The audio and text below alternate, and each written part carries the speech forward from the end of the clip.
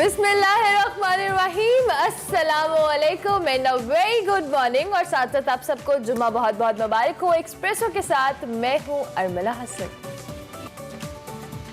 क्या हुआ, आवाज को क्या हुआ है? लो वो पेट्रोल की वजह से निकल नहीं रही, इतनी ज्यादा पेट्रोल से चलते हैं। मैं हूं इमरान हसन, इस उम्मीद और दुआ के साथ कि आप ठीक ठाक हैं। आवाजें बंद हो गई रात को और क्या ऐसी मॉर्निंग हुई है भाई?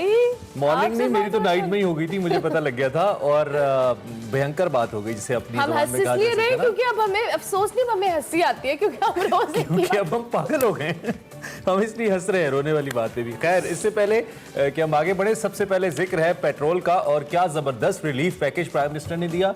और अर्मिला हसन को मैं शो के बाद कह रहा था कि आप हर बात पे सार्कास्टिक ना हो जाया करें। प्राइम मिनिस्टर कभी कभी रिलीफ देते भी हैं। ये 3 दिन पहले की बात है जब ये मजाक उड़ा रही थी कि जी रिलीफ आएगा तो नोटिस लिया है तो मसला हो जाएगा, लेकिन फिर ऐसा रिलीफ पैकेज वजीर आजम ने दिया। मानते हैं ना फिर आप मुझे? मैं मान गया जी आपको, तो वजीर आजम को तो पहले ही मान गए थे, आपको भी मान गए। एक बार फिर आपको मालूम है कि बहुत ज्यादा पेट्रोल की कीमतों में इजाफा कर दिया गया है। मैं आपको बताती हूँ, बताइए। 8.3 यानी कि 8 रुपए 3 पैसे जो है पेट्रोल, हाँ 03 महंगा हो चुका है। उसके साथ साथ 145 रुपीज 0.82 यानी कि 0.82 पैसे 146 करे ना पूरा। नहीं पूरा बताए ना, इसमें भी रिलीफ होता है भाई। ये देखिए थोड़े से पैसों का भी तो रिलीफ होता है। तो आपने बिल्कुल परेशान नहीं होना, घबराना आपने बिल्कुल नहीं है। पेट्रोल सिर्फ 8 रुपए के करीब कुछ महंगा हुआ है तो खैर है। हाँ तो कोई बात नहीं, ऐसा तो हो जाता है। डीजल भी महंगा हुआ है जिससे आम लोगों के जो किराए हैं ट्रांसपोर्ट के वो बढ़ जाने हैं। रेलवे ने रिसेंटली 10% इजाफा किया है, PIA ने रिसेंटली किरायों में इजाफा किया है।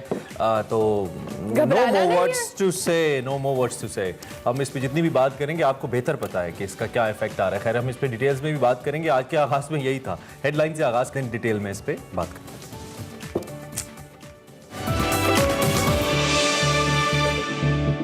पंजाब में तहरीके लब्बैक कलअदम ना रही। तहरीके लब्बैक के नाम के साथ कलअदम इस्तेमाल नहीं किया जाएगा। असम्बली हतमी मंजूरी के बाद पंजाब काबीना के वुज़रा को अरसाल। ओपोजिशन लीडर के साथ हाथ मिला लिया तो मतलब उनकी करप्शन तस्लीम कर ली। वजीर आजम इमरान खान के वार, कहा माजी में मेरी 2 बड़े खानदानों से दोस्ती हुआ करती थी। करप्शन के खिलाफ लड़ता हूँ, किसी से जाती दुश्मनी नहीं। डेंगू मच्छर के वार कम ना हुए, जुड़वा शहरों में सूरत हाल तशवीशनाक। लाहौर में भी अस्पताल भर गए। हुकूमत को अभी मजीद ठोस इकदामात उठाने होंगे। मिठास सिर्फ बातों में रह गई, चीनी अवाम की पहुंच से दूर हो गई। मुल्क भर में चीनी की कीमत 150 रुपए तक पहुंच गई। इंडोनेशिया के 7वें यौम आज़ादी और 54वें आसियान डे की तकरीब का अहवाल बताएंगी सना हुमायूं सेगमेंट फ्लैग्स में। हम अपनी कम और दूसरों की जिंदगी ज्यादा जीते हैं। एहसासे कमतरी और एहसासे बरतरी क्या है? और 3 T20 मैचेस खेलेगी। एक तरफ हम कहते हैं अच्छी खबरें आ रही हैं, लेकिन वो सिर्फ क्रिकेट के हवाले से आ रही हैं। आपको कुछ और नहीं समझना। अभी हम आपको बताएंगे बड़ी खबर।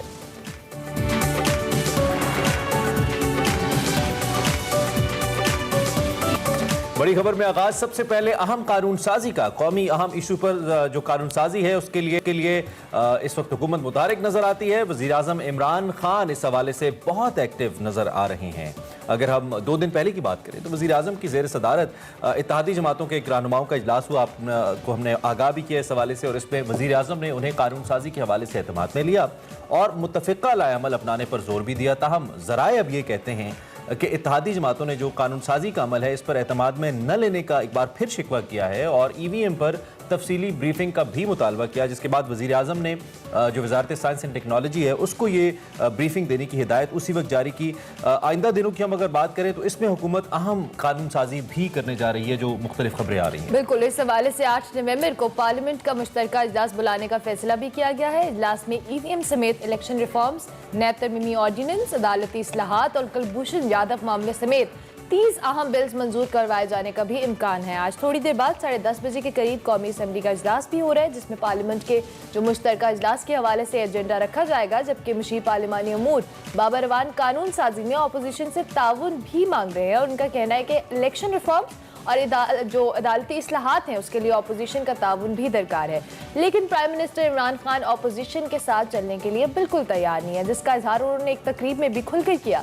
प्राइम मिनिस्टर ने कहा कि मुझसे सवाल होता है कि आप क्यों दो बड़े खानदानों के पीछे पड़े हुए हैं, किसी से कोई जाती दुश्मनी नहीं है। अगर करप्ट अपोजिशन लीडर से हाथ मिला लिया तो मतलब उसका ये कि मैंने उनकी करप्शन तस्लीम कर ली। बिल्कुल, ये वज़ीर आज़म का वो बयानिया है जिस पे वो शुरू से कायम है और मुसलसल इसके ऊपर बयानात देते रहते हैं, अभी तक कायम है। और तुम्हारे साथ वज़ीर बराए पार्लिमानी उमूर अली मोहम्मद खान साहब मौजूद हैं। काफ़ी दिनों के बाद है अली भाई, आपकी तो गैर-हाज़िरियाँ हैं, हम आपको मिस कर रहे थे अपने शो में। थैंक यू वेरी मच, आपने हमें ज्वाइन किया आज। आई होप आपकी सुबह अच्छी हुई है। सबसे पहले तो ये बताइए। अस्सलाम वालेकुम, सुबह बखैर, जुमा मुबारक। बहुत शुक्रिया, आपने हमें ज्वाइन किया। अच्छा, एक तो अली भाई ये जो नई कानून साजी हो रही है इसके हवाले से हम जानना चाहते हैं, और दूसरा ये जो प्राइम मिनिस्टर मुसलसल दो खानदानों की बात करते हैं कि जी इनसे मेरी कोई ज़ाती दुश्मनी नहीं है बल्कि मेरी तो इनसे दोस्तियाँ थी, मैं तो करप्शन के खिलाफ। इन दोनों खानदानों में से इस वक्त कोई शख्स है जो जेल वगैरह के अंदर हो? आपकी हुकूमत को तो 3 साल हो गए हैं, अगर पता हो तो बताइएगा। जी बहुत शुक्रिया। बिस्मिल्लाहिर्रहमानिर्रहीम, अल्लाहुम्मा सल्लि व सल्लिम व बारिक अला सय्यिदिना मोहम्मद। सबसे पहले तो मैं ये कहूँगा कि ये जो कानून साजी का अमल है बहुत ही बेहतर होता कि जो एक प्रोसेस है कि कौमी असम्बली में अपोजिशन या सेनेट में वो अपनी तरमीम साथ डालती और वहीं से मुल्की मफाद में इसको पास होने में वो अपनी सपोर्ट दिखाते। हाँ, जहाँ उनकी तरमीम हो और हम उनको ना माने फिर मैं समझता हूँ कि हमारी तरफ पर एक जिम्मेदारी आती है। लेकिन बहरहाल उसका भी आईन में एक हल है और वो है जॉइंट सेशन, तो उसमें से बहुत से लॉज वहाँ से तो पास हो जाने जो हमारी ज़रूरत है, जो सेनेट से पास नहीं हो सके।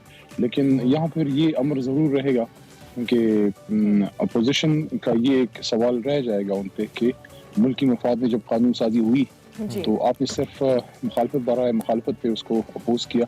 मैं समझता हूँ अब भी एक मौका है और उनको इसमें अपना रोल जो है वो अदा करना चाहिए। जहाँ तक वज़ीर आज़म साहब की बात का ताल्लुक है तो उन्होंने अपने एक उसूली मौक़िफ़ की तरफ इशारा किया, उसका इजहार किया कि उनकी ज़ाती लड़ाई नहीं थी ना मियाँ साहब की फैमिली से और ना जरदारी साहब की फैमिली से, ना जरदारी साहब से ना मियाँ साहब से। वो एक पाकिस्तान के लिए निकले और ज़ाहिर है पाकिस्तान को जो नुकसान पहुँचा है करप्शन के जरिए वो सबको इसका पता है।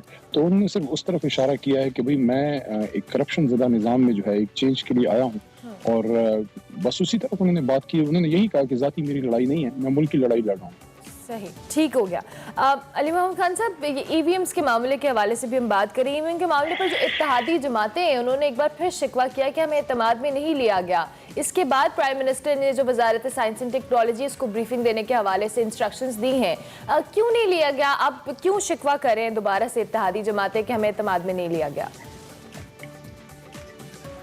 नहीं, उनकी कोई रिजर्वेशंस हैं तो दोबारा उनको जो है उस पर ब्रीफिंग दे दी जाएगी। बहरहाल मेन जो इश्यूज हैं और पॉइंट्स हैं वो तो काबीना में डिस्कस होते हैं और वहाँ पे उनके तमाम के मेन पार्टी हेड्स भी वहाँ पे हैं या पार्लिमानी लीडर वहाँ पे मौजूद हैं। लेकिन अगर कोई मजीद ब्रीफिंग उनको चाहिए तो दे दी जाएगी। ठीक है, आप कह रहे हैं कि ऐसा कोई मसला नहीं है। दूसरी जानिब कल एक बड़ा अहम मसला उठा, वो नैब के अंदर कोई 815 अरब रुपए का था, जिसके बारे में ये ख्याल किया जा रहा है सेनेट की कायमा कमेटी में कल ये बात उठी और मुख्तलिफ अहम शख्सियात को अहदेदारों को तलब भी किया गया इस मामले के ऊपर, जिसमें DG नैब भी शामिल हैं कि 815 अरब का कोई रिकॉर्ड नहीं मिल रहा। तो ये बड़ी तशवीशनाक बात है अली मोहम्मद खान साहब कि इतनी बड़ी अमाउंट है और वो इदारा जो खुद अकाउंटेबिलिटी करता है, जिसको आपकी बैकिंग बहुत ज़्यादा रही है पहले, अगरचे कि अब कुछ कवानीन चेंज हो रहे हैं, तो इसके हवाले से अब हुकूमत की क्या जिम्मेदारी बनती है और आप कितनी रिस्पॉन्सिबिलिटी लेंगे इस मामले को, क्योंकि it's such a huge amount of 815 billion Pakistani rupees. देखिए, अगर कोई अमाउंट नैब से आई है वजारत खजाना में तो फिर तो हुकूमत की रिस्पॉन्सिबिलिटी डायरेक्ट बनती है और अगर नैब के पास है तो ज़ाहिर वो अपनी पोजीशन क्लियर करेंगे। लेकिन बाज़ औक़ात मामलात जब सामने आते हैं तो फिर वो नहीं होते जो नज़र आते हैं। तो नैब को वहाँ पे अपने जो है वो तफसीली जवाब देने दें। कायमा कमेटी में फाइनेंस की सारी चीज़ सामने आ जाएगी। ये तो 800 अरब की या जितने की भी बात हो रही है, मैं तो ये कहता हूँ कि 1 लाख रुपए भी कोई आगे पीछे कानूनी तौर पे नहीं कर सकता। तो ऐसी तो मेरा नहीं ख्याल कोई ऐसी बात है, शायद वो अपनी बात वाज़ेह प्रॉपर ना कर सके हों। मेरे ख्याल में उनको हमें थोड़ा सा वेट कर लेना चाहिए कि वो क्या जवाब देते हैं, क्योंकि कायमा कमेटी का जो दूसरा इजलास है उसमें वो लोग अपनी पोजीशन, नैब वाले अपनी पोजीशन वाजे करेंगे। मेरा नहीं ख्याल कि कोई इतनी बड़ी मिस्टेक या एक गलत काम कोई भी कर सकता है। सिर्फ ये है कि जब डॉक्यूमेंट सामने आ जाएंगे तो बात वाजी हो जाएगी, लेकिन मेरे ख्याल में हमें नैब के जवाब का इंतजार उसमें करना चाहिए। अच्छा, एक अभी हमारे आज अखबार में भी छपी है और कल हमने टेलीविजन चैनल्स पे भी देखा, आला पंजाब जो है वो 1 लाख असामियों पर उन्होंने मंजूरी दी है कि भर्ती की जाएगी। आपकी वहाँ पे हुकूमत है और पंजाब पाकिस्तान का 60% है, सबसे बड़ा सूबा है, और उसमें 4800 पटवारी भी शामिल हैं। तो हम तो एक अरसे तक ये उम्मीद करते रहे कि मजीद ये जो पटवारी कल्चर है इससे हमारी जान छूटेगी। गवर्नमेंट आपकी विफाक में भी और सूबे में भी क्लेम करती आई है कि हम कंप्यूटराइज्ड लैंड रिकॉर्ड की जानिब गए हैं, बड़े बड़े इश्तहारात भी हमने अखबारात में देखे। तो अब ये इस शोबे के अंदर जो भर्तियाँ हो रही हैं ये महज फॉर ऑफ जॉब क्रिएशन है, अपने लोगों को अकोमोडेट करने के लिए है, क्योंकि अगर हम कंप्यूटराइज सिस्टम की जानिब जा रहे हैं तो फिर तो इतनी ह्यूमन इंटरवेंशन की जरूरत नहीं पड़ती। आप खुद भी समझते हैं इस बात को। ये आइडियली स्पीकिंग तो जो गवर्नमेंट सेक्टर अब है वो जॉब प्रोड्यूसिंग या रिक्रूटमेंट का इदारा नहीं है। आपने स्मार्ट सर्विसिंग देनी है, लोगों को फैसिलिटेट करना है, माहौल आपने ऐसा बनाना है कि प्राइवेट सेक्टर उठे और प्राइवेट सेक्टर में जो है वो लोगों को जॉब मिले। जिस तरह अभी वज़ीर आज़म साहब ने 1600 अरब रुपए का पाकिस्तान कामयाब पाकिस्तान प्रोग्राम जो दिया है, जो बिलासूद कर्जे हैं, उधर से जो है वो लाखों नौकरियां नीचे से निकलनी है, क्योंकि लोग खुद जब पैरों पे खड़े होंगे। लेकिन जहाँ तक हुकूमती सेक्टर है उसमें बहरहाल आपको रिक्रूटमेंट्स चाहिए होती हैं फॉर जॉब।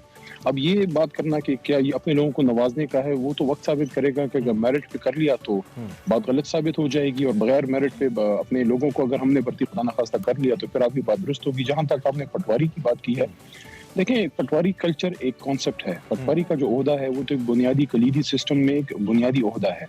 अब उसको कंप्यूटराइजेशन की तरफ अगर आप ले भी जाते हैं तो आपको फिर भी ह्यूमन इनपुट HR तो चाहिए होता है। खैबर पख्तूनख्वा में हम कुछ डिस्ट्रिक्ट्स को कंप्यूटराइज भी कर चुके, उसमें भी अपने कुछ मसाइल सामने आए, लेकिन बहरहाल पटवारी का ओहदा जो है वो एक ज़रूरी ओहदा तो है। ये ओहदा खुद करप्शन नहीं करता, उस पर जो बंदा बैठा होता है वो करप्शन करता है। तो मैं नहीं समझता कि हम ये कहें कि हमें ओहदा ही ख़त्म कर दें। हाँ, स्लोली ग्रेजुअली जब आप कंप्यूटराइजेशन की तरफ जाएंगे तो फिर इसमें HR इनपुट कम होता जाएगा। मतलब सिस्टम के लिए पटवारी ज़रूरी है, आप ये कह रहे हैं? पटवारी का ओहदा ज़रूरी है, पटवारी कल्चर ज़रूरी नहीं है, उससे छुटकारा चाहिए।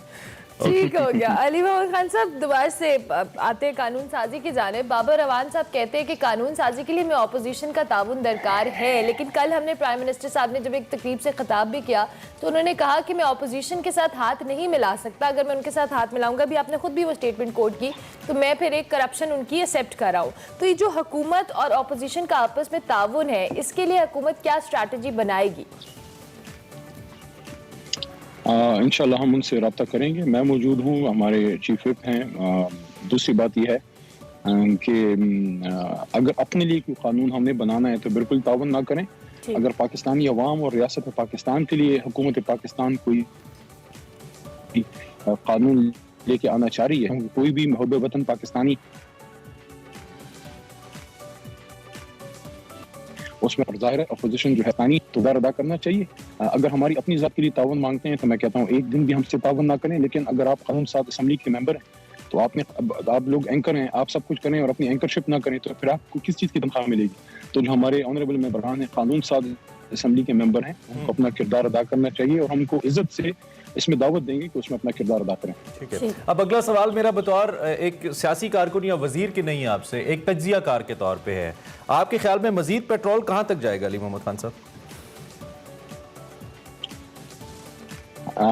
इस पे मैं कोई कमेंट तो नहीं कर सकता, लेकिन जुमे का दिन है तो शब जुमा तो हमने खूब मनाई रात 1 बजे नोटिफिकेशन के साथ जो आया। जरूर बस ये मुश्किल सूरत हाल है, अल्लाह ताला की करम से मुल्क इससे जल्द निकल जाएगा, लेकिन ये कहना है कि कब ये कमी आएगी उस पर मैं कोई बात इसलिए नहीं कर सकता कि जिम्मेदार होता है, तो मैं अगर ऐसी कोई बात करूं वो ना हो तो फिर नामुनासिब है। वैसे आप जब वजीर आजम के साथ बैठते हैं, खुशी नहीं है ऑब्वियसली आप जब वजीर आजम के साथ बैठते हैं, और हमें इस बात का पता है कि कोई भी हुकूमत ऐसे फैसले खुशी से नहीं करती, गवर्नमेंट तो चाहती है प्राइसेस कम हो और उसकी ज़रा ज़्यादा अच्छी रिपीटेशन हो आवाम के अंदर, लेकिन जब आप लोग बैठते हैं तो क्या तबादला ख्याल होता है? क्योंकि हम तो पूछ ही सकते हैं आपसे भी, तजिया कारों से भी, क्या थोड़ा सा हमें बताइए अंदर की कहानी, क्या वाकई जिस तरह आवाम सोच रही है कि जी इस हुकूमत को तो हमारा ख्याल ही नहीं है, इस हुकूमत को तो बस एक बात पता है, हर कुछ अरसे बाद बिजली महंगी कर दो, पेट्रोल महंगा कर दो और हर चीज़ महंगी कर दो, गैस महंगी कर दो, कहीं से कोई अच्छी खबर आ ही नहीं रही है आवाम के लिए। तो आप जब बैठ रहे हैं प्राइम मिनिस्टर के साथ तो कुछ कोई डिस्कशन होता है या आवाम सही समझ रही है कि वाकई गवर्नमेंट बिल्कुल बेफिक्र चल रही है? अब इसको ये ना आप कह दें कि आपने कहा अंदर की खबर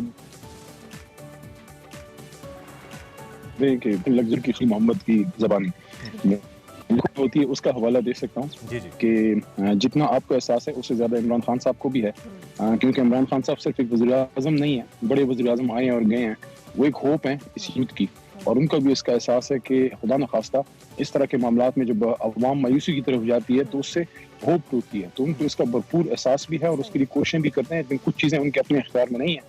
वो वक्त बतदरीज आहिस्ता आहिस्ता उसमें कमी आएगी। फिलहाल तो एक मुश्किल वक्त है और उसमें हम सब ने जो है तावन करना है अपनी हुकूमत से। अली मोहम्मद खान साहब, ऑन अ लाइटर नोट, जब भी प्राइम मिनिस्टर कहते हैं ना कि मैं नोटिस लूंगा, महंगाई ज़्यादा हो गई है, तो वो महंगाई में कुछ होता है। परसों खिताब था एक रिलीफ पैकेज के हवाले से, दो दिन बाद पेट्रोल महंगा हो गया। तो अब हम आइंदा आप प्राइम मिनिस्टर की इस जो को भी स्टेटमेंट आए कि हम रिलीफ देंगे या थोड़ा ख्याल करेंगे, मैं नोटिस लूंगा, हमें डर ही लगता है कि कुछ हो जाएगा। इसको ऐसे कर लें कि या वज़ीर आज़म से कहें कि खिताब ना क्या करें या नोटिस ना लिया करें।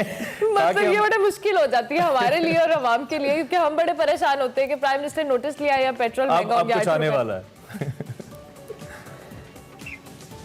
नहीं, ऐसी बात नहीं है। देखें, रिलीफ पैकेज अपनी जगह और डेली के मामलात अपनी जगह।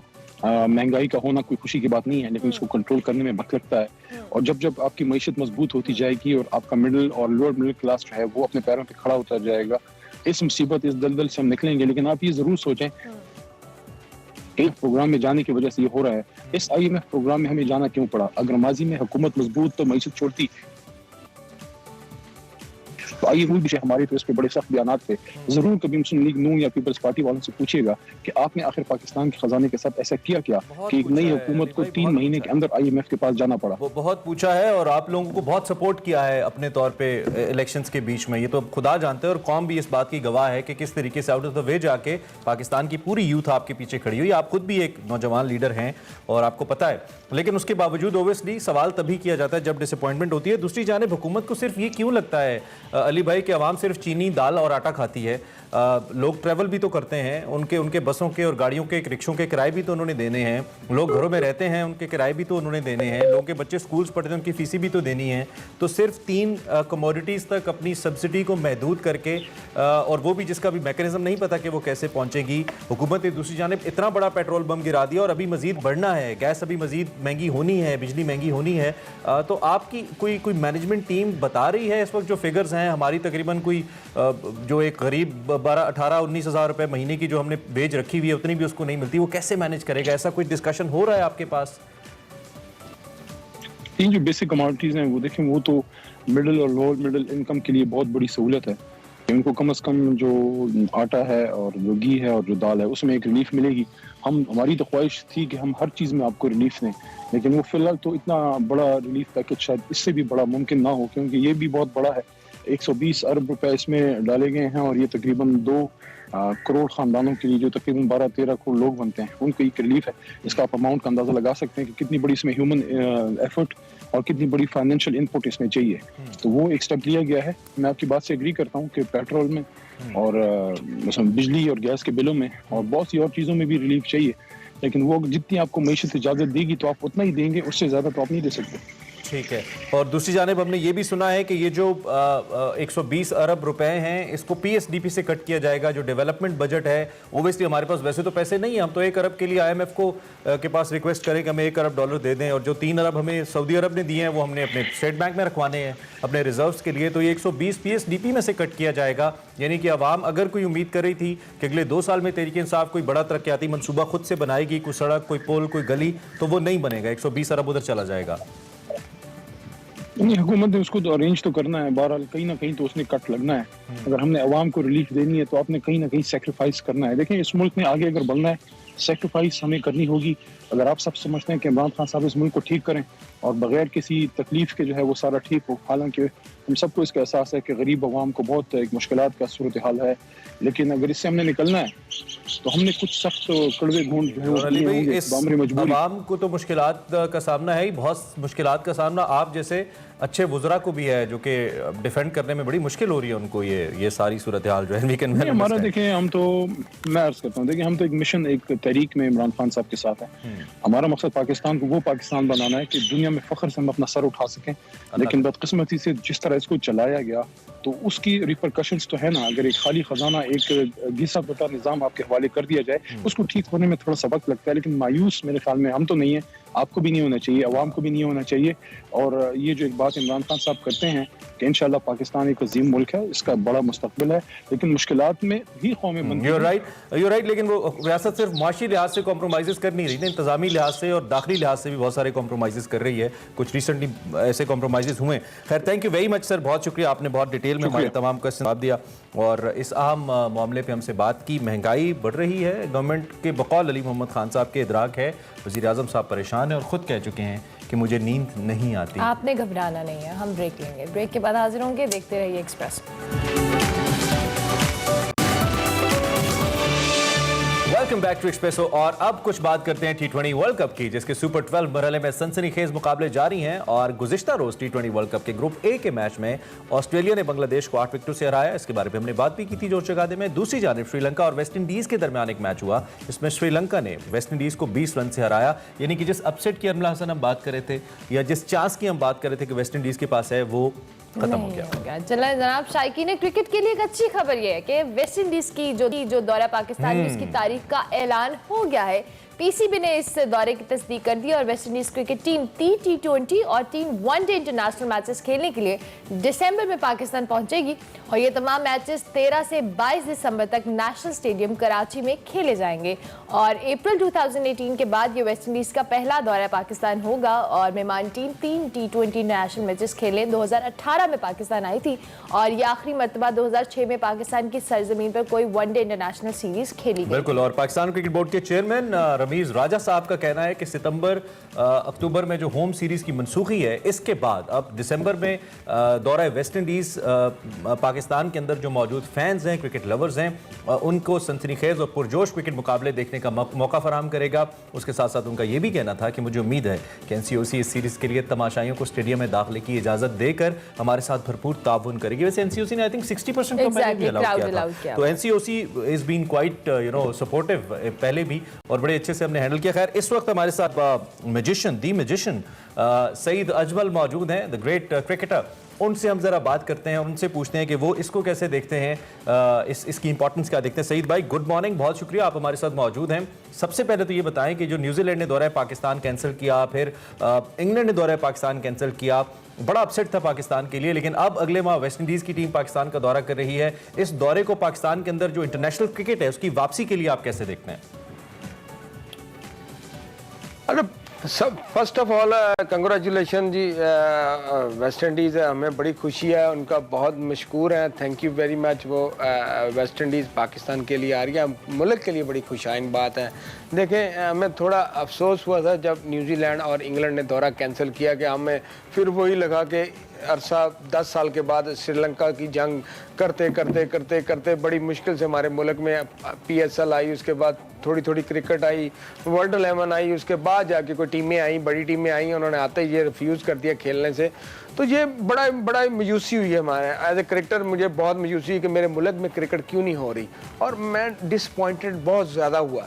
मगर अब खुशी की बात यह है कि फाइनली वेस्ट इंडीज़ ने कहा है कि उनकी पहले लेडीज़ टीम आई है, उन्होंने खेला है और उसके बाद अब दिसंबर में वेस्ट इंडीज़ आ रही है, तो हमारे लिए बड़ी खुशी की बात है और हम बड़े थैंकफुल हैं वेस्ट इंडीज़ के कि उन्होंने हमारे ट्रस्ट लेवल को अच्छा किया, हमारी सिक्योरिटी को ट्रस्ट किया और वेस्ट इंडीज़ आके यहाँ पे खेल रही है। हम पूरा सपोर्ट करेंगे इंशाल्लाह ताला वेस्ट इंडीज़ को।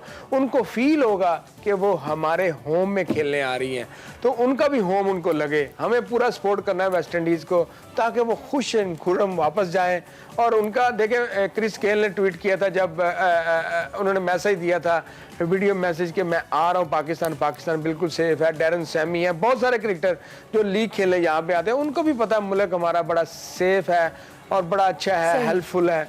तो बड़ी अच्छी बात है हमारे लिए भी और वेस्ट इंडीज के लिए कि हम मुश्तरका दोस्ती बनी है उन्होंने। नो हमें, डाउट बहुत अच्छी बात है। कहा कि हम आ पाकिस्तान रहे के हैं। जो क्रिकेट फैंस हैं उनके लिए भी बड़ी अच्छी बात है। ये भी बताएं कि इस दौरे से जब हम बाकी टीम्स की बात करें, खासतौर पे न्यूजीलैंड या इंग्लैंड की, उनको वापस पाकिस्तान लाने के लिए हमारे लिए कितना इनकरेज होगी वो टीम्स कि हम उन टीम को भी वापस लाएं और वो भी टीम पाकिस्तान का दोबारा से दौरा करें, यहाँ पर सीरीज खेलें? जी बिल्कुल, हम चाहते हैं कि टीम पाकिस्तान आए। न्यूजीलैंड जो इन्होंने हमें रिफ्यूज़ किया है वो हमारी जो रेपुटेशन है ये बहाल कर सकते हैं। ये इनको आना पड़ेगा हमारे मुल्क में। अब हमें सोचना है कि अगर ये अपने मुल्क में बुलाएं तब हम भी, अगर ये नहीं आते तो हमें भी इनको रिफ्यूज़ करना है। अगर हम सख्त ज़बान या सख्त लहजा इस्तेमाल करेंगे जैसे वो हमारे साथ कर रहे हैं, हमें भी करना पड़ेगा। अगर हम करेंगे तो ही हमारी मुल्क की क्रिकेट दोबारा बहाल होगी। अगर हम कहेंगे कि ठीक है कोई मसला नहीं, आप नहीं आए, हम आपके पास आए रहते, पहले ही 16-17 साल वो नहीं आए। सही तो भाई, वेलकम बैक टू एक्सप्रेसो। और ब्रेक में जाने से पहले हम बात कर रहे थे the cricketing legend Saeed Ajmal से, जो कि हमारे साथ मौजूद थे। सिलसिला वहीं से जोड़ेंगे दोबारा से। सईद भाई, हम वहीं से लिंक करते हैं। एक तो हम बात कर रहे थे वेस्ट इंडियन टीम के पाकिस्तान आने की और उसके असरात की, आपके मुताबिक बड़ा अच्छा है। दूसरा हम ये भी आपसे जानना चाहते हैं कि जो चेयरमैन पीसीबी रमीज़ राजा हैं वो ये बात पहले भी कह चुके हैं कि हम जो क्रिकेट का मैदान है इसमें हम अच्छी क्रिकेट खेल कर बेहतर बदला ले सकते हैं उन तमाम वाक़यात का जो पाकिस्तान के साथ हुए हैं। तो जिस तरह हमने इंडिया को हराया, जिस तरह न्यूजीलैंड के खिलाफ अच्छी परफॉर्मेंस दी, इस परफॉर्मेंस का कितना असर है, और अब सेमीफाइनल भी खेलने जा रहे हैं, इस परफॉर्मेंस का कितना असर आप देखते हैं जिसके बाद दुनिया की टीमें रजामंद हो रही हैं और सून भी सी के शायद न्यूजीलैंड और इंग्लैंड भी आए पाकिस्तान? देखें जी, बिल्कुल पाकिस्तान टीम ने हमें बिल्कुल सरप्राइज पैकेज दिया है और जिस एबिलिटी के साथ, जिस स्ट्रेंथ के साथ, जैसे हमारी टीम यहाँ पे 4-4 दफ़ा बनी है, टूटी है, फिर दोबारा बनी है, टीम लड़ के बड़ी मुश्किल से तैयार होकर वर्ल्ड कप के लिए गई है, और जैसी परफॉर्मेंस हमारे प्लेयर्स ने दी है, हम उस प्लेयर की बात कर लें जिसने कभी भी परफॉर्म नहीं किया। लाइक आसफ अली है, बहुत कम परफॉर्मर, हारिस रऊफ हुआ, उसके ऊपर तनकीद, शुएब मलिक का उसके ऊपर तनकीद किया है, उन सब क्रिकेटर ने परफॉर्म किया है। हमारा एनर्जी लेवल जो टीम का मुझे नज़र आया है इस वर्ल्ड कप में, और हम सेमीफाइनल के लिए क्वालिफाई किया, ऐसा एनर्जी लेवल 2 साल हो गया मैंने नहीं देखा पाकिस्तान टीम में।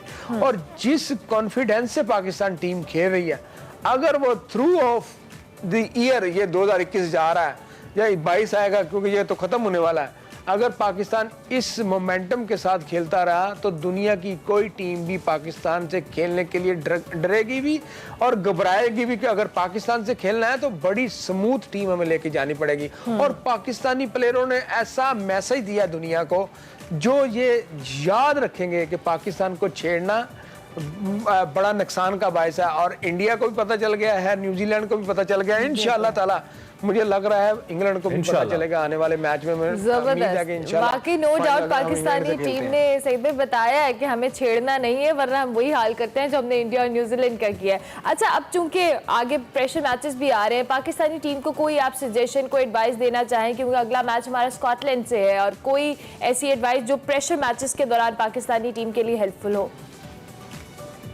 देखिए, मेरी तो एक ही मेरा मैसेज है कि जो टीम खेल रही है पाकिस्तान की वो बहुत मज़ेदार खेल रही है। हाँ, अगर आपने किसी नए प्लेयर को चांस देना है अगले मैच में, क्योंकि हम क्वालिफाई कर चुके हैं ऑलरेडी, वो जो भी प्लेयर इन केस, ये मैं कह रहा हूँ कि अगर आता है जब वो चेंजिंग करके खिलाना चाहते हैं तो वो भी उसी एनर्जी लेवल के साथ ही आए, ताकि टीम जो है ना वो जेल टुगेदर रहे। और हम मैच जीतना चाहते हैं, हम मैच कोई भी लूज नहीं करना चाहते। हम बताना चाहते हैं कि पाकिस्तान टीम को हराना बहुत मुश्किल है।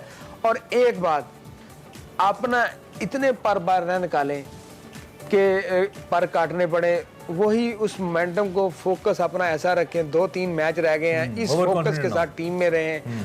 जब आप जीत जाएंगे जो मर्जी इंजॉय करें, हमें आपसे कोई इतराज़ नहीं होगा, मगर कप आपको हमारे लिए लेके आना पड़ेगा। हमारे मुल्क की इज्जत है इसमें, हमें इसकी ज़रूरत भी है, और हमने दुनिया को मैसेज भी देना है कि Pakistan second time world champion. अपने मोमेंटम में thank you very much. Saeed Ajmal हमारे साथ मौजूद थे, पाकिस्तानी टीम को कुछ सजेशंस दे रहे थे और वेस्ट इंडीज़ की टीम के पाकिस्तान आने के हवाले से, उनके दौरे के हवाले से भी ख्याल कर रहे थे। अभी हम एक ब्रेक लेंगे, ब्रेक के बाद हाजिर होंगे। आप देखते रहिए एक्सप्रेस।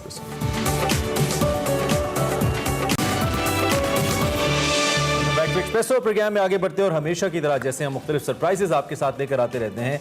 दुनिया भर में जितनी मिकदार में बिजली बनाई जाती है उसे उस कदर रिजल्ट हासिल नहीं हो पाते। ये एक बड़ा ज़बरदस्त फिनोमिना है और थोड़ा साइंटिफिक भी है। बिजली इस्तेमाल तो होती है मगर इसका ज़िया रोकने के लिए मुतबादिल चीज़ों पर रिसर्चेज होती रहती हैं, नताइज हासिल किए जाते रहते हैं। कुछ इफेक्टिव भी होती हैं, कुछ इफेक्टिव नहीं होती। आज हम जिस मौजू पर बात करने लगे हैं ये बड़ा इंटरेस्टिंग है और इसमें हमारे साथ कुछ ऐसे पाकिस्तानी और बैनुल-अक़वामी इंजीनियर्स मौजूद हैं जिन्होंने फिनलैंड में एक ऐसे प्रोजेक्ट पर काम शुरू किया है जिसमें 5 कंपनियों की मुश्तरका काविश है और वो एक सुपर काइनेटिक मैग्नेटिसी एप्लीकेशन के जरिए एनर्जी को स्टोर करने में मगन है। और ये कॉन्सेप्ट एक नॉर्मल बैटरी से मुख्तलिफ है। इस पर कैसे काम होना है, मुस्तकबिल में जो एक ख्वाब देखा गया था कि जी इलेक्ट्रिक जहाज़ बनाए जाएंगे और वो फ्यूललेस होंगे, ये प्रोजेक्ट उनको पाए तकमील तक पहुँचाने के लिए बहुत बड़ा संगे मील होगा जिस पे काम जारी है। और इसी प्रोजेक्ट के हवाले से हमें बताने के लिए हमारे साथ सैयद हसनैन मौजूद हैं जो कि इलेक्ट्रिकल इंजीनियर हैं all the way from Finland, और इसके साथ साथ डॉक्टर मैरी हमें स्वीडन से ज्वाइन कर रही हैं। हसनैन, आपको हम खुश आमदीद कहेंगे and welcome to Expresso, hope you are doing well. How are you? Yes, thank you. Good, how are you? Okay Hasnain, आप कैसे हैं? ठीक है, बिस्मिल्लाहिर्रहमानिर्रहीम। मैं बिल्कुल ठीक हूँ, बहुत शुक्रिया। Thank you so much. First of all, Dr. Mary, we would like to ask you about this project. Tell us about this project, the details, whatever you want to share with us. Yeah, sorry, what did you ask about the project? Anything you want to share? Tell us the. पहले हम हसनैन से हसनैन से पूछ लेते हैं। हसनैन, पहले आप थोड़ा सा project. Doctor Mary will come to you later. So first we gonna ask Hasnain about this project. Hasnain, पहले थोड़ा सा हमें बता दीजिए ये प्रोजेक्ट क्या है और जिस रेवोल्यूशन की हम बात कर रहे हैं। Since I was listening your introduction, तो उसमें आपने बताया कि this is different than the usual projects that you people or you know the other people do. कैसे मुख्तलिफ है ये प्रोजेक्ट और कैसे ये एक इनकलाब लेकर आएगा हम when we talk about storing the energy in on a different medium? So first of all superconductors ऐसे मटेरियल्स हैं जो अंडर सर्टेन कंडीशंस जैसे कि बहुत लो टेम्परेचर है उसमें उनकी इलेक्ट्रिकल रेजिस्टेंस ऑलमोस्ट जीरो हो जाती है। दैट मींस कि उनके लॉसेस ना होने के बराबर होते हैं। दैट फर्दर मींस कि आपके बहुत सारे सिस्टम जैसे कि मोटर्स हैं, जनरेटर्स हैं, उनके लॉसेस अगर ना होने के बराबर होंगे तो आप छोटी सी स्पेस में बहुत सारी पावर पैक कर सकते हैं। तो that was the main concept. और जो ये पूरा कंसोर्शियम है इसमें जैसा कि आपने नाम लिया कि 5 डिफरेंट कंपनीज हैं, एक यूनिवर्सिटी है, हर किसी का एक डिफरेंट आइडिया है, डिफरेंट आइडिया पे काम कर रहे हैं। लेकिन इसमें जो एनर्जी स्टोरेज का कंप्लीटली स्टेक होल्डर है वो टेरलुक कंपनी है जहाँ पे मैं काम करता हूँ और इस प्रोजेक्ट में लीड कर रहा हूँ। और बेसिकली आइडिया ये है कि हम फ्लाई व्हील की फॉर्म में एनर्जी स्टोर करें और उसकी जो मोटर और उसका मैग्नेटिक लेविटेशन है वो उसको सुपरकंडक्टर से बनाएं और उसके लॉसेस बहुत कम करें उसके यहाँ। ठीक है हसनैन, ये जो सुपर काइनेटिक जो मैग्नेटिक एप्लीकेशन है ये भी इसी प्रोजेक्ट का हिस्सा है? जी जी, बेसिकली जैसे मैंने आपको बताया कि flywheel energy storage is our main product. उसमें मजीद हम उसके लॉसेस मजीद कम करके उसको मजीद एफिशिएंट बनाने के लिए हम उसमें सुपर कंडक्टिंग टेक्नोलॉजी इंटीग्रेट करना चाह रहे हैं। और ये सुपर कंडक्टिंग टेक्नोलॉजी डिस्कवर तो खैर इसको हुए काफी अर्सा हो गया, लेकिन इस पे काम पिछले 2 डेकेड्स में शुरू और दुनिया में बहुत कम एक्सपर्ट्स हैं इसके। तो हम नॉर्दर्न यूरोप में इस पर kind of one of the pioneers जो इस एनर्जी स्टोरेज में इस पे काम कर रहे हैं और fly wheel energy storage fundamentally it's a bit different from the batteries, but it's one of the most competitive technologies out there. That's really great. So Dr. Mary, such kind of projects would really be very helpful for the people who are living in countries like Pakistan because we seriously face energy crisis here. I would like to ask you, how did you incorporated your services in this particular project and how would your services help this project to be a successful one?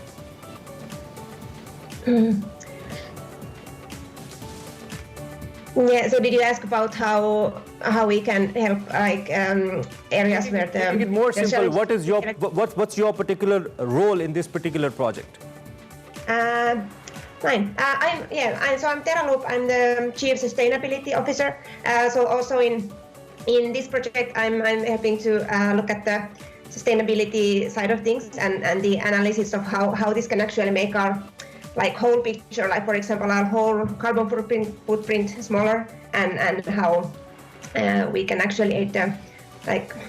So Dr. Mary, whenever there is a new innovation, we always go through the experimental phases and there are always questions that whether this particular experiment would bring some positive results or not. You know, the experiences that you have been through so far, what are the results? Are you people satisfied with the results so far, and do you really think that it is applicable in the future, that we'll be having some different kind of mediums and modes to store energy other than the batteries? Yeah, so far what we have been doing is prototyping our device, and the results of that seem very promising. Like we have made the basic system to work and function. This, what comes to particularly this superconducting project, it will take some more time before we can actually implement that. But the basic technology, it looks like really promising. We can make that analysis work soon. Okay Hasnain, हम आपसे भी बात करें तो overall अगर हम इस situation में जहाँ पे हम आगे फ्यूचर में बात करते हैं, और अभी डॉक्टर मेरी ने सस्टेनेबिलिटी के हवाले से भी बात की, इट्स वेरी इंपॉर्टेंट. हमारे यहाँ इतना ज़्यादा काम नहीं हो रहा पाकिस्तान में अगर हम स्पेसिफिकली बात करें सस्टेनेबिलिटी के ऊपर. सो आपके इस प्रोजेक्ट में आपने इस फैक्टर को कितना ज़्यादा इनकॉर्पोरेटेड रखा है? आई थिंक ये बहुत अच्छा क्वेश्चन है. उसका रीजन ये है कि आपको पता है कि जैसे कि अक्सर लाहौर में स्मॉग हो जाती है, वहाँ पे फिर एयर क्वालिटी के इश्यूज हैं, तो all these issues like really pose a question कि हम फ्यूचर के लिए क्या सोच रहे हैं अपने जैसे मुल्कों में, लाइक साउथ एशिया में फॉर एग्जांपल. तो sustainability is really at the four front. और इस टेक्नोलॉजी की एक one of the like important aspects ये है कि आप रेयर अर्थ मेटल्स से दूर हो सकते हैं. अब बहुत ऐसी टेक्नोलॉजीज जो पोल्यूशन प्रोड्यूस करने का रीजन है हमारी सोसाइटी में, उससे थोड़ा दूर जा सकते हैं. तो it's still like quite a new technology, quite a novel technology. तो हम इस पे इंशाल्लाह काफी अपनी तरफ से पूरी कोशिश करेंगे, और मेरा इंशाल्लाह ये भी कोशिश रहेगी कि अपने मुल्क को भी इससे कोई फायदा दिया जा सके इन फ्यूचर. ठीक है. तो अभी तक आपने जितना काम किया है, इसमें अगर हम बात करें आपकी सक्सेस रेशो की, या जिन नुकात के ऊपर आपका एक्सपीरियंस रहा है, अब तक कितना सक्सेसफुल रहा है ये, और कब तक आपको लगता है कि ये एप्लीकेबल होगा और प्रैक्टिकल ग्राउंड्स के इसको इस्तेमाल किया जा सकता है आम तौर पर भी आपके इस प्रोजेक्ट को? तो ये तकरीबन 2 साल का प्रोजेक्ट है, हमने रिसेंटली स्टार्ट किया है, और सो फार हमने एक फेज कंप्लीट किया. इसके 6 फेजेस हैं, हमने एक फेज कंप्लीट किया है, वो अल्हम्दुलिल्लाह सक्सेसफुली कंप्लीट हुआ है. और अगले फेजेस का भी we are very hopeful and we are very confident कि वो इंशाल्लाह अच्छे तरीके से होगा. और जब जो कि रिजल्ट्स की बात है, तो 2 साल बाद जब ये कंप्लीट होगा तो हम जो रिजल्ट्स आएंगे उसको अपनी मेन प्रोडक्ट में इंटीग्रेट करेंगे और फिर उसको कंपेयर करेंगे. लेकिन वी आर वेरी कॉन्फिडेंट कि इंशाल्लाह इससे अच्छे रिजल्ट्स आएंगे. Right. So, Dr. Mary, how has been your experience to work with our Pakistani fellow Hasnan and the rest of the people? I hope it was good. Yeah, it's been a really great experience. I'm not sure if it's this Husnain's personality or if it's because he's from Pakistan, but he's actually really nice to have around. Really like hardworking and creative. And I've been really enjoying the experience. You're an engineer. I would like to know your comments about the alternative sources to produce energy. The countries like Pakistan particularly are working on different mediums to produce, like hydel, thermal, wind. There are solar. There are different mediums to produce energy. How you see the future of countries like Pakistan if we shift ourselves to these mediums, and how important you see for the environment and atmosphere this is? Yeah, sure. It's really essential, because if we, like the environmental crisis we are having at the moment, if we are not solving that, then nothing else really matters, because then we don't have actually like environment that can sustain us as humans. So yeah, definitely I see like energy transition everywhere globally, like really essential to do at the moment. And that's what we, especially in Terraloop, aim to enable by actually providing some like storage means that makes it really feasible to use also the renewable energy sources. Okay Hasnain, अब चूंकि जिस तरह से अभी आप doctor मेरी के साथ काम कर रहे हैं, ऑब्वियसली आप खुद फिनलैंड में हैं, बाहर के ममालिक में और यहाँ पर बहुत डिफरेंट काम एक वर्किंग एनवायरनमेंट हो गया, डिफरेंट सिनेरियोज होते हैं. सो बाहर के या इंटरनेशनल एक्सपोजर वाले लोगों के साथ काम करना चैलेंजिंग होता है या इट्सेल्फ बहुत ज़्यादा लर्निंग होता है? I would like to know. I think it's both actually. ये दोनों चीज़ें हैं, चैलेंजिंग भी है ऑब्वियसली, और at the same time learning experience भी है. और सबसे बड़ी चीज़ I think it's very important कि आप अपनी क्रेडिबिलिटी प्रूव करें. और credibility I think in this part of the world specifically, of course दुनिया में कहीं भी क्रेडिबिलिटी आपकी अपनी काबिलियत और आपके अपने इल्म से होती है. तो this place is no different. यहाँ पे भी ऐसा ही है. मुख्तसरन मैं आपसे ये भी जानना चाहता हूँ कि पाकिस्तान में भी कुछ इंजीनियरिंग यूनिवर्सिटीज़ बहुत ज़बरदस्त काम कर रही हैं. स्टूडेंट्स हमारे पास आते हैं, मुख्तलिफ आइडियाज़ के साथ आते हैं, दुनिया भर में नाम कर रहे हैं. आपके प्रोजेक्ट को भी एक्सेप्टेबिलिटी मिली है. आप इसका फ्यूचर पाकिस्तान में क्या देखते हैं when we talk about ideas and technical skills? I think Pakistan में जैसे कि आपको पता है हमारा तवानाई का बहुत बड़ा प्रॉब्लम है और जिसमें से लॉसेस से लेकर स्टोरेज तक मतलब we are basically very far behind from the rest of the world in infrastructure. चलें, हमने ब्रेक लेनी है Hasnain, thank you very much, and doctor Mary thank you very much for joining us all the way live. We have to go for a quick break, break के बाद आते हैं दोबारा से यही से लिंक करते हैं। Welcome back to Expresso. Break के बाद हाजिर हो चुके हैं और शो के दूसरे हिस्से में भी हम आ चुके हैं और अब बारी हमारे सेगमेंट फ्लैग्स की, जो कि फ्राइडेज को यूजुअली हम आपको दिखाते हैं, कभी कभी पहले भी दिखा देते हैं, लेकिन वीकेंड के ऊपर हम आपको डिफरेंट एम्बेसीज पाकिस्तान और दूसरे ममालिक के ताल्लुकात के हवाले से एक्सक्लूसिवली दिखाते हैं। सो आज हम कुछ इंडोनेशिया की बात करेंगे, जिसका एक तो यौम आज़ादी है और यौम आज़ादी के साथ साथ 54th आसियान डे के हवाले से एक तकरीब मुनक्किद की गई। सना भाइयों वहाँ पर पहुंची, उसका अहवाल आपको बता रही हैं आज के फ्लैग्स में।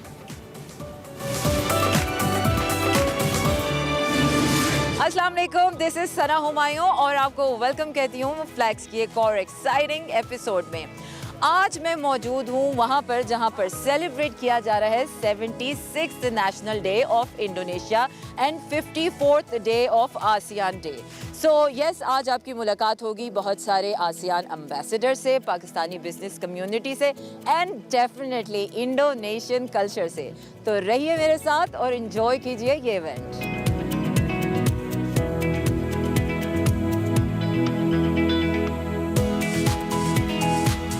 इंडोनेशिया के यौम आज़ादी की 76वीं सालगिरह और आसियान डे के 54 साल पूरे होने के हवाले से इंडोनेशियन सिफारत खाने ने एक तकरीब का इनेकाद किया। तकरीब में आसियान ममालिक समेत मुख्तलिफ ममालिक के सफ़ीरों ने शिरकत की। इंडोनेशियन कल्चर डांस शो भी पेश किया गया।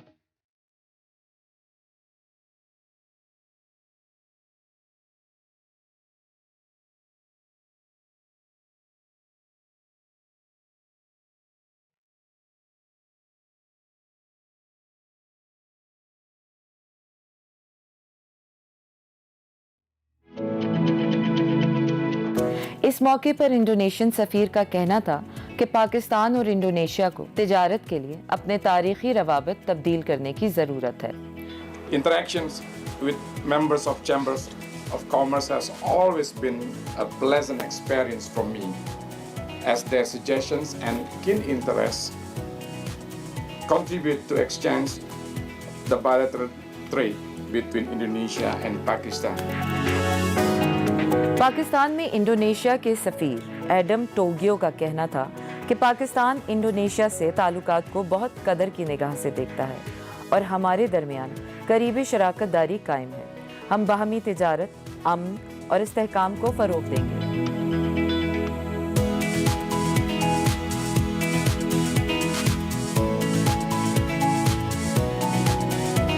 और इस वक्त मैं मौजूद हूँ ऑस्ट्रेलियन हाई कमीशन के साथ और उनकी spouse as usual looking beautiful in Pakistani outfit. आप इस पाकिस्तानी लिबास में बहुत खूबसूरत लगते हैं। In this beautiful outfit. Thank you so much. बहुत शुक्रिया।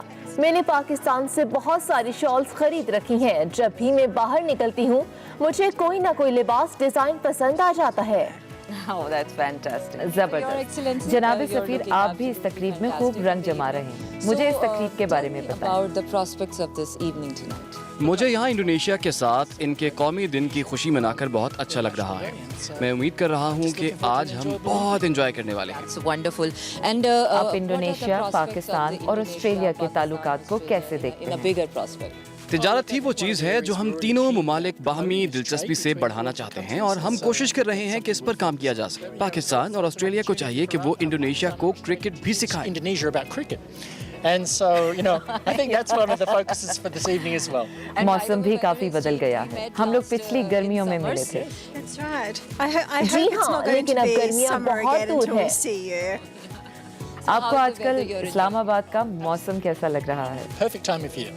Wonderful. So hope you enjoy your evening. Thank you very much. मौजूद हूँ वियतनाम के एम्बेसडर के साथ and it's a beautiful evening. Thank you very much, Your Excellency. इस तकरीब में शिरकत करने पर मैं आपकी शुक्रगुजार हूँ. And thank you very much to you too as well. Yes, thank you very much. I think it's very nice event. जी, ये इवेंट बहुत खूबसूरत है। ये ओपन एयर म्यूजिक, रात की ठंड, मैं तो बहुत एंजॉय कर रहा हूँ। Fresh air, a little bit cold, but we're still enjoying.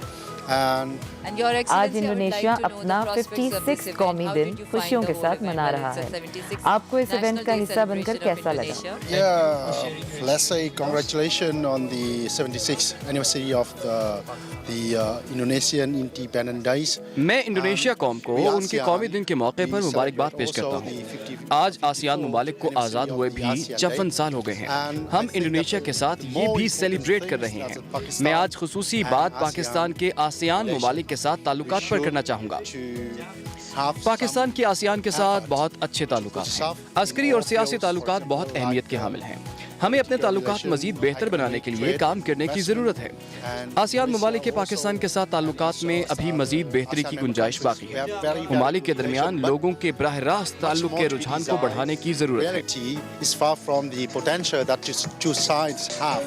So I think we should do our best. First, from people to people contacts, cultural exchange, and people to people, and maybe even religion exchange, and to put up the nice relation that we have so far. आपकी अहलिया 2 महीने पहले ही पाकिस्तान आई। आपको ये शहर कैसा लगा? Grace, that's wonderful. And how did you find this whole event? Did you enjoy the Pakistani food? Yes. It was good. Yeah. Thank you very much. Thank you very much, Your Excellency. Welcome.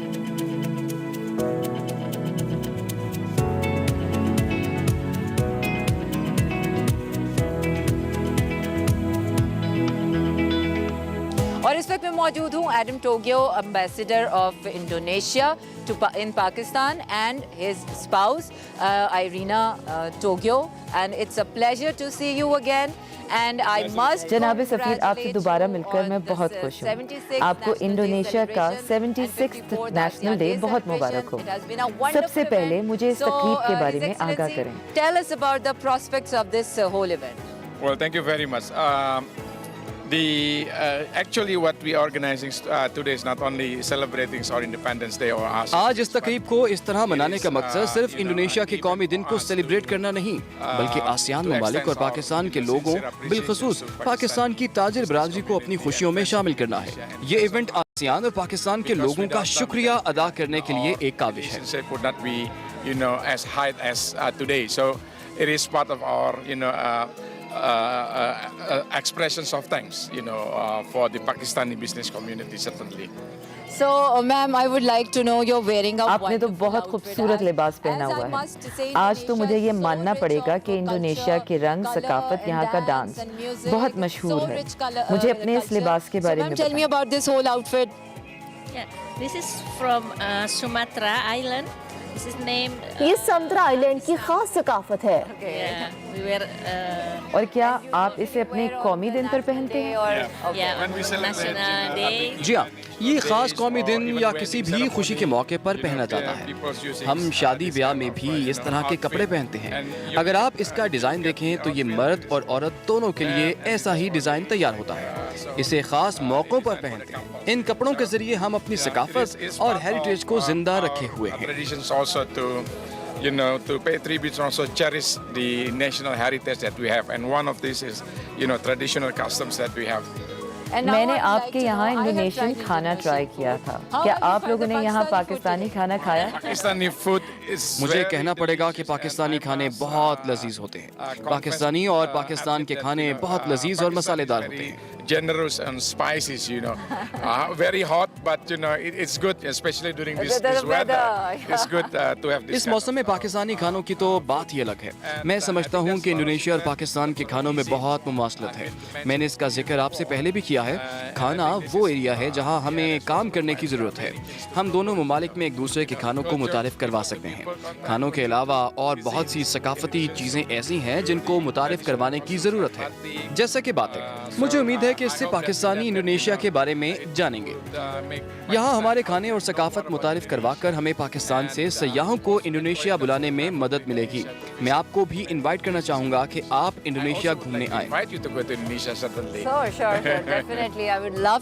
क्यों नहीं, मैं Indonesia ज़रूर जाना चाहूँगी। जनाब सफ़ीर, एक दफ़ा फिर से मैं आपको मुबारकबाद देना चाहूँगी। मुझे इस तकरीब का हिस्सा बनकर बहुत अच्छा लगा। इंडोनेशिया का रिवायती डांस, सकाफती लिबास और दीगर अशिया देखकर मुझे बहुत अच्छा लगा। मैं उम्मीद करती हूँ कि इंडोनेशिया, पाकिस्तान और आसियान ममालिक के माबैन ताल्लुकात और तिजारत को फरोग मिले। Indonesia and Pakistan and ASEAN. आपका भी बहुत शुक्रिया। मुझे इंडोनेशिया, पाकिस्तान और आसियान ममालिक में बहुत पोटेंशियल नज़र आ रहा है। हम अपनी तिजारत को बहुत बेहतर बना सकते हैं, बस थोड़ा और काम करने की ज़रूरत है। यहाँ की ताजिर बरादरी को हमें टारगेट करना होगा। रावलपिंडी चैम्बर ऑफ कॉमर्स और इस्लामाबाद चैम्बर ऑफ कॉमर्स का किरदार भी निहायत ज़रूरी है। इसके अलावा सहाफ़त का किरदार भी इंडोनेशिया, पाकिस्तान और आसियान ममालिक के ताल्लुकात को बेहतर बनाने में कलीदी है। मुझे उम्मीद है कि आपको ये तकरीब पसंद आई हो। Your assistant and you put us in the spotlight of the news. Thank you so very much. Thank you, ma'am. I hope you enjoyed the evening. Oh, definitely. I certainly enjoyed the whole event and that is all for tonight. आपसे मुलाकात होगी फिर अगले हफ्ते। रखिए अपना ढेर सारा ख्याल। मुझे दीजिए इजाज़त। अल्लाह हाफ़िज़। Welcome back to Espresso. और हमारे पास एक बहुत जबरदस्त म्यूजिकल सरप्राइज है आपके लिए, लेकिन अभी नहीं। लेकिन उससे पहले हमारा सेगमेंट है माइंड मैटर्स, जिसमें आज बहुत इंटरेस्टिंग बात होने वाली है और ये आजकल हम बहुत अपने इर्द गिर्द ऑब्जर्व करते हैं। वो है superiority complex and inferiority complex, जिस पे वकार अहमद मलिक और हिरन नियाज़ी कुछ बहुत जो प्रोडक्टिव डिस्कशन करने वाले हैं, तो उनसे जानते हैं। Over to you guys. Thank you so much Sharmila और इमरान। वकार साहब, आज जो हमारा टॉपिक है उस पर बहुत पहले से हम बात करना चाह रहे थे, फाइनली ये आज टॉपिक ऑफ डिस्कशन है। What is inferiority complex? What is superiority complex? इससे कैसे बचा जाए और किस तरह से आइडेंटिफाई किया जाए कि क्या है ये? हैना एल्फ्रेड एडलर जो हैं वो बहुत बड़े माहिर नफ्सियात, बहुत मशहूर, और उनकी जो खूबसूरती है वो ये है कि उन्होंने इनफरादी नफ्सियात पे, इंडिविजुअल की जो नफ्सियात है उस पर सबसे ज़्यादा काम किया है, पॉजिटिव साइकोलॉजी पे बहुत ज़्यादा काम किया है। और उनकी एक सेइंग है, वो बेसिकली ये है कि in our culture weakness can be quite strong and powerful. यानी कमज़ोरी जो है वो एक हमारे जैसे माशरे में, हमारे जैसे कल्चर में कमज़ोरी बजाते खुद बड़ी पावरफुल और स्ट्रॉन्ग चीज़ है।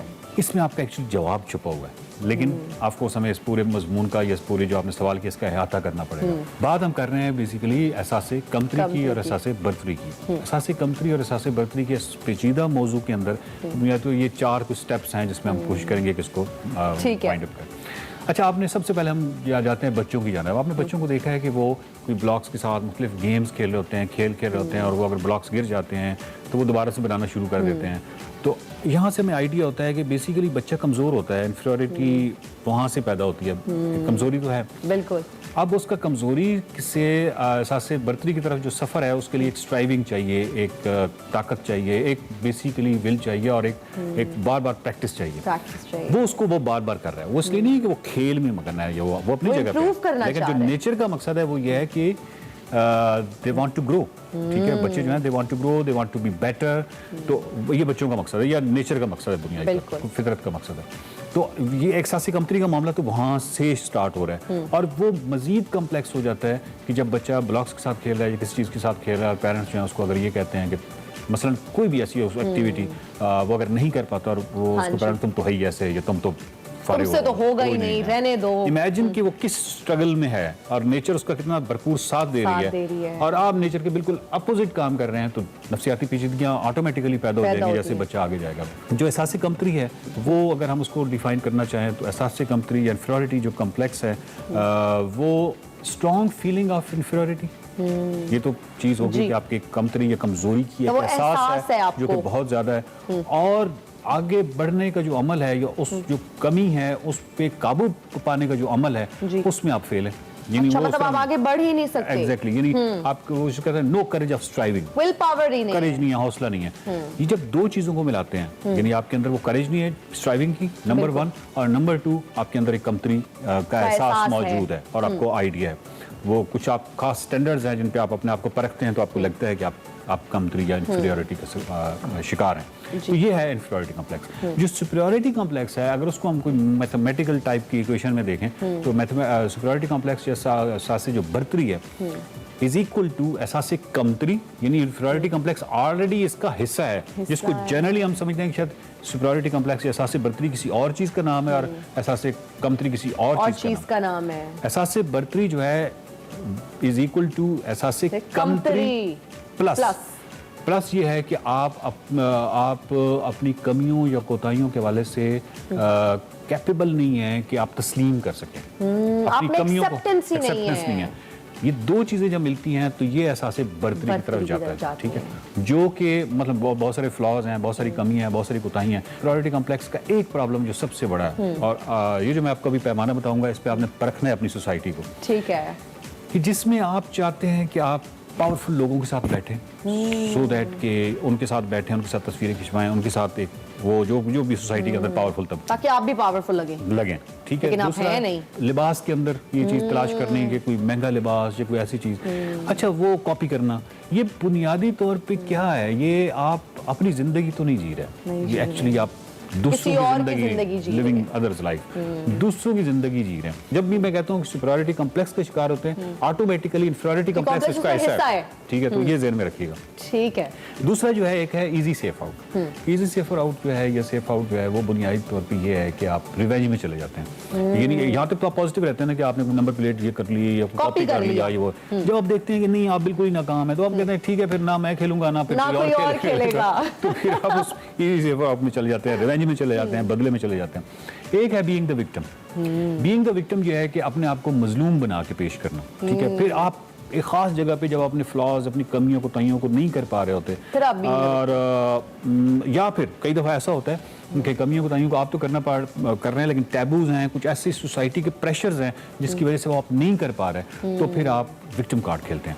बीइंग द विक्टिम, इसका मतलब ये होता है अटेंशन भी लेने के लिए आप विक्टिम कार्ड खेलते हैं। एग्जैक्टली खेलते ही इसलिए हैं, अटेंशन सीकिंग के लिए, तवज्जो हासिल करने के लिए, क्योंकि आपको वैसे वो तवज्जो नहीं मिल रही। तो ये जो मजलूम कार्ड है या जो विक्टिम कार्ड है, ये क्या है? ये दूसरों को रवैयों को कंट्रोल करने की कोशिश है, अपने आप को मजलूम बना के, ठीक है। तो मेरा ख्याल है कि आप इससे एग्री करेंगे कि अगर हम साइंसी नुक्ता नज़र से देखें तो हमारी पूरी हमदर्दियाँ विक्टिम के साथ हैं। विक्टिम प्ले कार्ड खेल रहा है, हमारी उसके साथ हैं, क्योंकि वो इतने बुरे हालात में है कि उसको ये कार्ड प्ले करना पड़ रहा है, victim card. Exactly. Otherwise society के पर्सपेक्टिव में देखें तो वो ड्रामा है, वो ड्रामा है। वो आप जब जाएंगे, एक्टर है, यानी आप जब डॉक्टर के पास गए, उन्होंने कहा ये सारी रिपोर्टें आपकी तो ठीक हैं, तो ये तो कोई ऐसा नहीं है, तो फिर आपने कुछ ऐसे बात कहा ये ड्रामा कर रही है, या आपको ये नहीं मालूम कि बेसिकली वो ड्रामा जो है वो एक साइकोलॉजिकल डिफेंस मैकेनिज्म है, नफ्सियाती मुदाफ़ती निज़ाम है, जिसकी वजह से वो ड्रामा कर रही है। तो वो ड्रामा पे मजबूर क्यों हुई, ठीक है, तो ये बहुत ज़रूरी है। सो ये जो कॉम्प्लेक्सेस हैं ये आपस में बड़ी, जिसको कहते हैं ना, इंटरमिंगल्ड है, एग्जैक्टली, जिसमें मैंने कहा कि इस तरह इंफीरियरिटी कॉम्प्लेक्स जो है एहसास गमतरी उसका हिस्सा है, एहसास बर्तरी का, और फिर उसके बाद ये है कि वो रिवेंज वाली बात, और फिर जो आखिर पे है कि विक्टिम का, यानी बीइंग अ विक्टिम, वो खेलना, ये तमाम चीज़ें जो हैं आपस में इस तरह की नथी हैं। लेकिन है ना, आखिर पे सिर्फ यही कहूँगा कि वो जो मैंने आपसे कई दफ़ा पहले भी बात कर चुके हैं कि नफ्सियात के अंदर जब आप तासुबात की बात करते हैं, बायसेस की बात करते हैं, या जब आप इस तरह की कॉम्प्लेक्सेस की बात करते हैं, इस तरह की तमाम चीज़ों का मकसद ये होता है कि दो सतह हैं। एक है जिसमें आप इन चीज़ों को पहचानते हैं, हाँ जी, ठीक है। दूसरी सतह है कि फिर आप इनको रिमूव करते हैं उसमें से। सो पहचानना तभी मुमकिन है जब आप जानते हैं, या आपको कोई बताएगा तो आपको मालूम होगा कि अच्छा ये जो मैं कर रहा हूँ, इस बिहेवियर के पीछे एक्चुअली पीछे साइकोलॉजी इस तरह काम कर रही है, तो फिर आपको आइडिया होता है। अदरवाइज तो आप एक रोबोटिक सा, और आपको फील ही नहीं होता कि आप में ये चीज गलत है, या आप में ये कॉम्प्लेक्स का, आप इस कॉम्प्लेक्स का शिकार है। आई थिंक हमारी फैमिली और फ्रेंड्स को चाहिए कि हमें बहुत काइंड तरीके से, अच्छे तरीके से हमें बताएं कि आप में ये चीज है, और आप फिर उसको इम्प्रूव कर सकते हैं। और जो बीइंग द विक्टिम वाली आखिर पे बात की थी, तो मेरे ख्याल में अब आप अप्रिशिएट करेंगे अल्फ्रेड के उस खूबसूरत सेइंग को कि in our culture weakness can be quite strong and powerful. ये नहीं, आपको पता है कि विक्टिम कार्ड जो है कितना जबरदस्त है। ठीक हो गया। Thank you so much for your time Waqar साहब।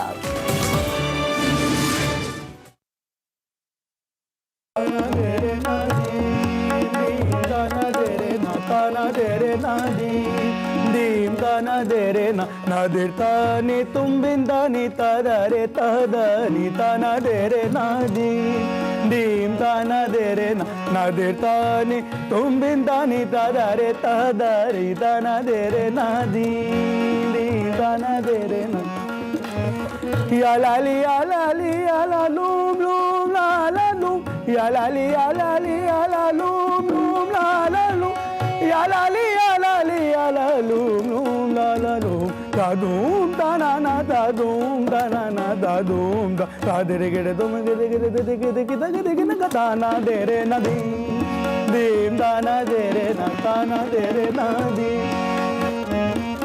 ता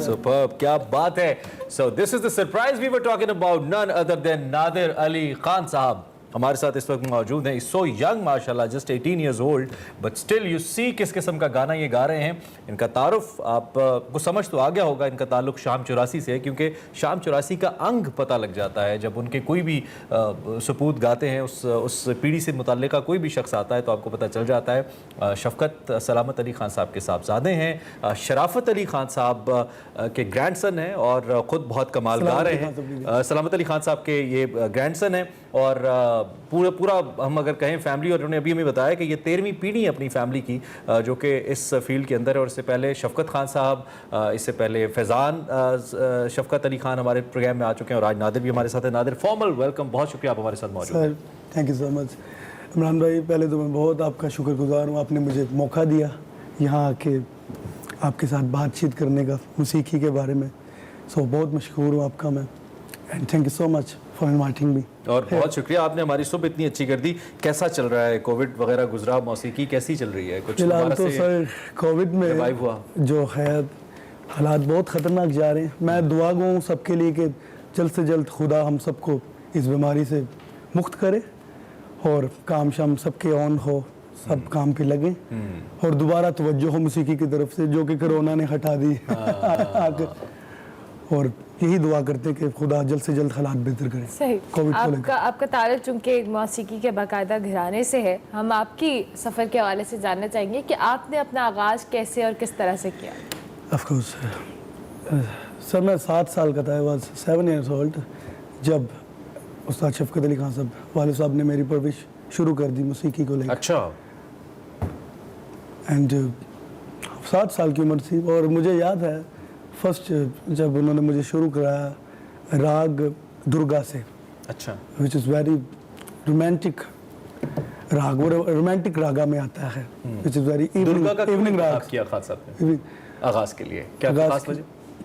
खास वजह क्योंकि dad was so much like राग दुर्गा. उनको राग बहुत पसंद है दुर्गा. ठीक है. तो उन्होंने वहाँ से स्टार्ट करवाया मुझे स्पेशली, और रोमांटिक राग भी है और वो मेरा खुद का भी बहुत फेवरेट. अच्छा, इंटरेस्टिंग बात ये कि कल दिवाली गुजरी है, तो एक तो हम इस प्लेटफॉर्म से विश भी करते हैं तमाम हमारी हिंदू बरादरी को जो पाकिस्तान में रहते हैं, दुनिया में कहीं भी आपको हैप्पी दिवाली. और क्योंकि आपने दुर्गा का जिक्र किया तो ये हिंदी का लफ्ज़ है, रागा भी लगता है, इसका ओरिजिन भी वही होगा. ये हिंदी में आता है. थोड़ा सा अगर सुना तो obviously it has a feel. बिल्कुल दैट्स अ फील. ये रोमांटिक फील में भी आता है. और असल में रागदारी एक ऐसी चीज़ है कि ये रूह की ग़ज़ा है. मौसीकी आपने सुना है, और रागों में भी बहुत सारी रूहें होती हैं आपकी रूहों के साथ जो मैच करते हैं राग बहुत सारे. अब किसी को राग दरबारी नहीं पसंद, उसको जाके दुर्गा पसंद आ जाएगा. उसकी जो रूह को पसंद आए उसी राग पर वो इंटरेस्ट करेगा और उसी को सुनेगा. लेकिन मेरे ख्याल में हर राग की एक अपनी गहराई है, अपनी गहराई. वक्त तो होता ही है लेकिन उसकी एक गहराई अपना राज है. तो वो अगर आपको लड़ जाए, जैसे अपनी जबान में कहते हैं, किसी को राग पुरियाद रास नहीं पसंद है, उसकी रूह को, उसकी स्पिरिट को. आपको जाती तौर पे कौन सा राग ज्यादा पसंद है? वैसे आम कॉमन गाए जाने वालों में तो दरबारी, पहाड़ी, भैरवी लोग ज्यादा. तो बहुत राग हैं जो मुझे बहुत पसंद है. राग दरबारी भी मुझे बहुत पसंद है, पुरियाद रास नहीं. जो मोस्ट इम्पोर्टेंट राग है जो मुझे पसंद है वो है सर राग Yaman Kalyan. It's very close to my heart. वो भी रोमांटिक है, इवनिंग का राग है और हजरत अमीर खुसरो का बनाया हुआ राग। ठीक है, एमन कल्याण। बिल्कुल, नो डाउट। तो आप चूंकि हमारे साथ हैं, हम चाहते हैं ज़्यादा से ज़्यादा वक्त ज़रा आपकी गायकी को मिले और लोग भी शायद यही यकीनी तौर पे एक्सपेक्ट करते हैं आपसे और शाम 84 से इनफैक्ट। तो आप कुछ और ज़रा हमें सुनाएं ना। आप बताइए क्या सुनेंगे? एनीथिंग, जो भी। अगर पहाड़ी सुना दे तो बहुत ही ज़बरदस्त है, मज़ा आ जाएगा। वाह वाह वाह, थैंक यू सो मच। ये जब इतना खतरनाक किस्म की जगह कहते हैं और जानबूझ के कहते हैं तो कभी दिल में ये नहीं आता? वैसे तो कहते हैं कि संगीत में अगर आप कभी बेताल हो जाएं, बेसुरा भी कभी, खुदा न खास्ता आपके घराने की तो बिल्कुल ये बात है ही नहीं, लेकिन एक बात है क्योंकि संगीत का हिस्सा है, कहते हैं संगीत की इज्जत है, ऐसा बिल्कुल ऐसे। लेकिन उसके साथ इतने यंग एज में इतना बड़ा रिस्क जब आप ले लेते हैं गाते हुए, तो कभी दिल में आता है कि बिल्कुल जी, ये चीज़ को जितना किया जाए उतनी कम है। ये तो समंदर है, मेरे दादा अबू कहा करते थे मौसीकी, इसकी जितनी गहराइयों में जाने की कोशिश करोगे आप डूबोगे, ये किनारा मिलना नामुमकिन। एक फ्रैक्शन ऑफ सेकंड से भी कम का टाइम होता है कि आप सुर छोड़ें और फिर मतलब ये बड़ा नाजुक काम है। और मेरे दादा अबू कहा करते थे कि बेसुरा होना और बेताला होना सुर लय की इज्जत है, संगीत की इज्जत है। ठीक है, बेशक। तो इसमें कोई बुरा नहीं है अगर कोई हो भी जाए। नहीं, नो डाउट इन इट, लेकिन वही ना, हम करत विद्या इसको हमारी लैंग्वेज में कहा जाता है। नहीं, आपसे मिलकर हमें इसलिए भी अच्छा लग रहा है कि आपके वालिद साहब को हम खिराज तहसीन पेश करते हैं कि उन्होंने ये आर्ट आगे मुंतकिल किया और आप दोनों भाई, आपको सुना फैजान को, बहुत अच्छा गा रहे हैं माशाल्लाह, और ये सिलसिला आगे चल रहा है। हमारे लिए सबसे बड़ी खुशी की बात ये कि रुका नहीं है आगे और आप भी इसको इंशाल्लाह जनरेशंस में लेके जाएं। So lucky we have Khan साहब, ये उनको क्रेडिट जाता है क्योंकि उन्होंने हमें इस रास्ते पे लगाया, चलाया, क्योंकि आजकल का आप जानते हैं मॉडर्न ज़माना है, सब लोग भाग दौड़ में लगे हैं, सब अच्छे हैं, हम किसी की खिलाफ नहीं, सब अच्छा गा रहे हैं माशाल्लाह और हमें सबको सुन के खुशी होती है। हमें आपसे मिलकर बहुत अच्छा लग रहा है। तो और आज कल हमारा जब रहकर क्लासिकल म्यूजिक को करना, ठीक, ये सबसे बड़ी बात है और मुश्किल बात है नाम करना आजकल के दौर में क्लासिकल की मौसीकी को लेके। सो ये खान साहब की वजह से जो कुछ इसमें कोई शक नहीं है। अगर हमारे पास वक्त कम है, हम ये चाहते हैं कि एंड पे हमें कोई गीत, कोई ऐसा आम जो आप गाते हैं, कुछ भी। टू एक्सप्रेसो शो के इख्तिताम की जानिब आ चुके हैं और अब बारी है हमारे सेगमेंट फिटनेस हेल्थ इन। आपकी मुस्कुरा रहे हेल्थ इन फिटनेस में, मैं अभी तक उस गाने के जोन में चल रहा हूँ जो नादिर माहौल बना के गए ना। ओहो, चले हम अब आगे आते हैं, एक्सरसाइज कराते हैं आपको। उसके लिए हमारे साथ खुशी बट स्टूडियोज में हमें ज्वाइन कर चुके हैं। सो होती है खुशी। Thank you Urmila, thank you Imran. आज हम कार्डियो करेंगे। कार्डियो में आज इंटेंस मूवमेंट्स होंगी। आपको मैंने क्रॉसफिट के हवाले से पहले भी बताया था कि क्रॉसफिट हाई इंटेंसिटी वर्कआउट्स होते हैं। There are different form of workouts, जिसमें एक एमरैप होता है, as many rounds as possible, जिसमें एक टाइम कैप दिया जाता है और उसमें आपने वो एक्सरसाइजेज रिपीट करनी है बार बार जब तक वो टाइम कैप कंप्लीट नहीं होता। अगर 10 मिनट्स का टाइम कैप होगा, 4 एक्सरसाइज होंगी, 10 reps each, 10 reps each. First exercise is called devil presses. Chest down and swing the dumbbells up. One more time, guys. Hands. Push the dumbbells down. Chest down. Jump back. Swing the dumbbells up. The second exercise is called swings with the dumbbells. Single dumbbell. Both dumbbells, आपकी मर्जी है guys.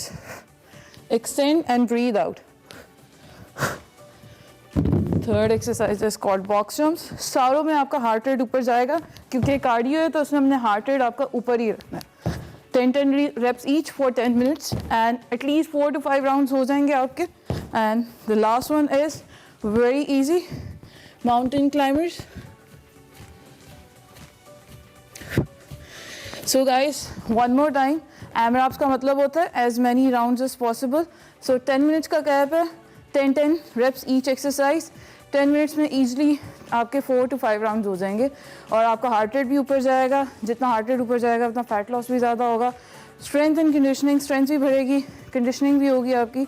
So if you want to lose weight, try this workout at home and जबरदस्त, take thank care, you guys. Very much. खुशी सुबह सुबह इतनी अच्छी exercise बताने के लिए, और जो हम आप कभी नहीं करते। बस हम देख के खुश होते हैं। बस हम देख के खुश होते हैं। खैर जी, जबरदस्त सा वीकेंड आपके पास है और सबसे अच्छी बात यह कि मौसम बड़ा अच्छा है। फैमिली के साथ बाहर निकलिए और टेंशन से दूर रहिए, ये सबसे ज्यादा जरूरी है। हमारा बेस्ट ऑफ आप कल देख सकेंगे, आई थिंक 9 से 11 बजे तक सुबह। ठीक है, वैसे शाम 5 बजे हम आपसे मिलेंगे जोश जगा दे। So keep watching and thank you for now. अल्लाह हाफिज।